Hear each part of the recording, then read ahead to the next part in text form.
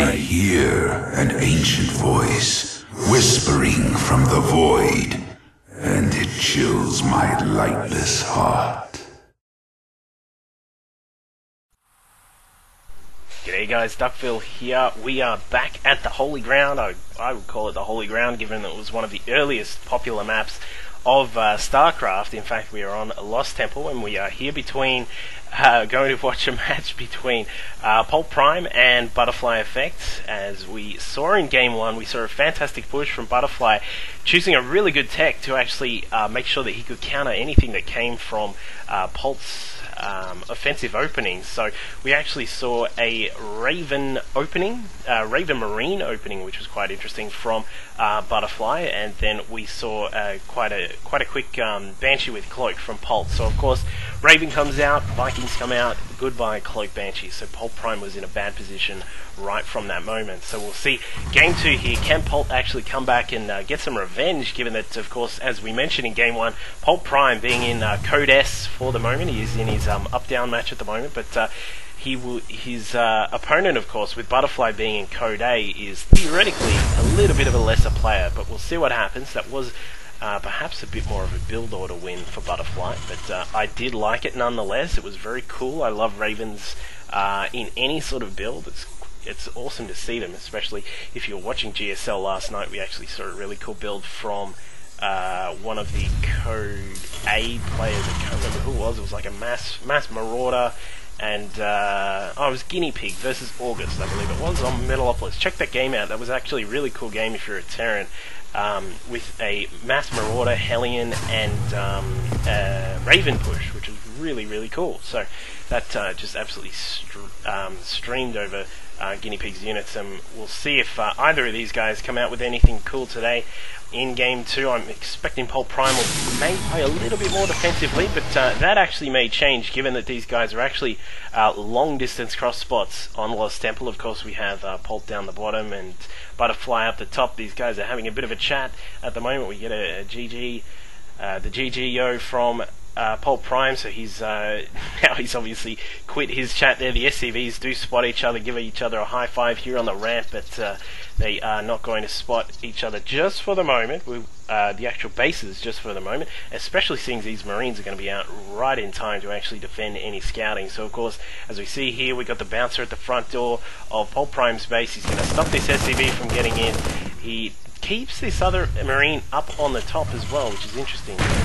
You normally see them actually try and snipe out that first SCV, just so there's one SCV lost for your opponent, but we didn't actually see Polt do that, so it's quite an interesting little moment there. We do have one Marine out for PoltPrime scouting around the map. He's probably going to head over to the Zelnaga watchtower up here and just see if he can hold that for a little while to make sure if he can spot anything coming. We do have both of these guys seemingly doing the exact same build they did in the last game, although in the previous game, Butterfly actually got his reactor pretty quickly, using up that first batch of gas. I would not be surprised if he actually puts it down right now, but he is actually going for a push at the moment. He's set his rally points out to the Zelnaga watchtower, and he's also getting a starport, so he seemingly is doing the exact same thing, although no, there we are, we got a switch. He's going to be a Hellion with his initial Marines. This is something very common in the TvT matchup, is to get just a couple of Marines like this, grab a Hellion, and see if you can actually use the Hellion as the key part of this initial push to try and just sort of burn down some of those initial Marines that are usually out for your opponent, as we can see here. So if these Marines stay in a line that is actually golden for the Hellion, if he just gets one splash up, that's actually going to do a lot of damage. But as we can see, Polt knows that it is coming in here. I think a spotting SCV or something just actually saw it, but we'll see what he does now, because he knows that he's going to be defended. The Marines are a beautiful little spread there from PoltPrime. He's actually got the Marines covering the high ground, but not in an easy to shoot line. So looks as if Butterfly is actually going to pull back. A tank does come out for PoltPrime. He does have a reactor on his racks as well, and the engineering bay is coming for him as well. So he may be looking to get some defense out from Banshees, and he is indeed going to need it, because we've actually got a bit of a role reversal. Apart from the fact that Polt has no starport with a Raven, he's actually got, he does have a starport, but there's no Raven. He does have a medevac, in fact. So this is actually a bit of a role reversal. We've got a Banshee coming out from Butterfly. Cloak is almost done. The first Banshee comes out. We'll have to keep an eye on that guy. But a push is actually coming from the other side of the coin, from PoltPrime. He's going to move up here. His siege tech is done, is it? No, it's not just yet. But he's definitely going to have a lot of firepower here with these Marines in this column here. And the tank at the front going to provide a little bit of a protection there for the Marines, and the medevac, of course, is going to help heal up the Marines when needed. And of course, he's coming in here. He's going to try and take out the tech lab on the factory as soon as he can to stop any sort of tanks coming out. And it does indeed stop the tech lab, but of course, once it is built, there is no stopping it.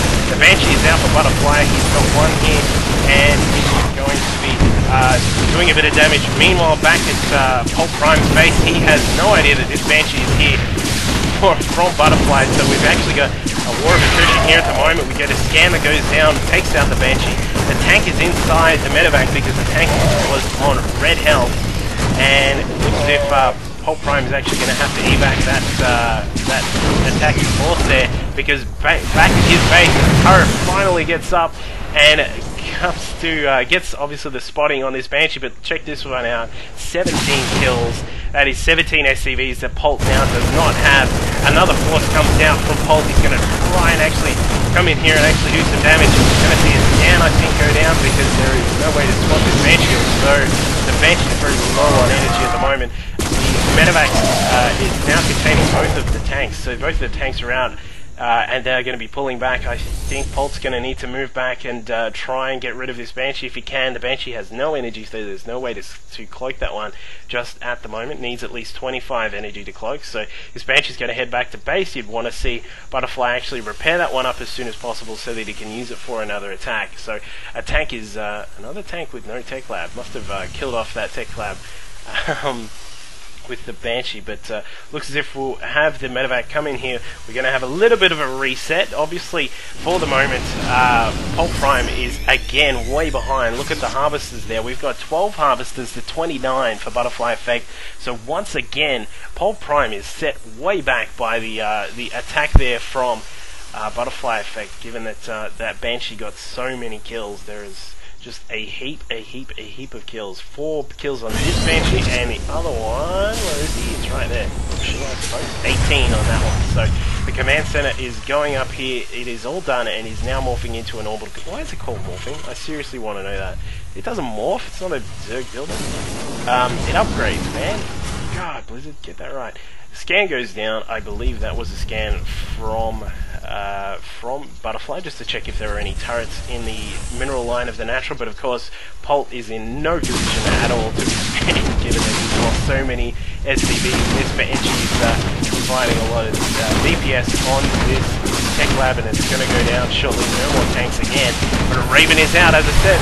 Quite interesting. We've got a bit of a role reversal from these players, trying to take out this tech lab. He's not going to get it, I don't think. The SCV just repairs it in time, although the SCV sacrifices himself to get that done. He's going to need to repair it still, though. It's about to burn down, and there we go. Finally does get the SCV on there, and the SCV will repair that up. But once again, we got Butterfly with his natural all done. The SCVs have now transferred over, and we'll see the economy shoot up for ButterFlyEffect. Although he's going to need to be very careful, because we do have a Raven, a couple of Vikings, some tanks, and some Marines on the way for PoltPrime. It looks as if he's just once again going to have to do a final push to try and take the advantage that he has. Which actually, take a look at that. We actually have 5 tanks up for Butterfly. He knows that he needs to defend, because he's in no danger at all of losing from an economic standpoint. Vikings are going to try and take on other Vikings here. The Raven takes a shot there from the the Viking from ButterFlyEffect. One Marine comes out here. Here a Marine trying to come out and take on these Vikings and Banshees.